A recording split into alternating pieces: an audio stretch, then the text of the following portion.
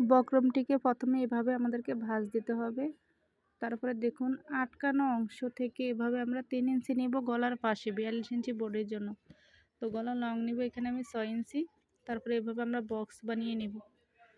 তো দেখুন কিভাবে আমি বক্স বানিয়ে গলাটি কাটিং করে এখান থেকে 6 ইঞ্চি আমি নিব। তো আপনারা চাইলে আরেকটু বেশি নিতে পারেন যদি আপনারা ডিজাইনটা আরেকটু নিচের দিকে দিতে চান। তো এভাবে আমাদেরকে কিন্তু শেপ দিয়ে দিতে হবে। তারপর এটার সাথে আমরা মিল করব। তো পাশে আমরা 1 ইঞ্চির মতো বক্রম বাড়তি রেখে কাটিং করব। তো দেখুন একটু মনোযোগ সহকারে দেখলে আপনারা খুব ইজিভাবে শিখতে পারবেন। তো কিভাবে ভিতরে পাইপিং করে বা সেট করে অবশ্যই দেখতে চাইলে কমেন্ট করবেন এবং পেজটি কিন্তু ফলো দিয়ে রাখবেন। তাহলে পরবর্তী ভিডিওগুলো আপনারা খুব সহজে দেখতে পাবেন। তো এখানে একটু আমাদেরকে ফিনিশিংটা ভালো করতে হবে যেহেতু আমরা পাইপিং সেট করব গলাটিতে। তো যারা এখনও ফলো দাও নাই আপুরা পেজটি ফলো দিয়ে নেবে আর অবশ্যই কমেন্ট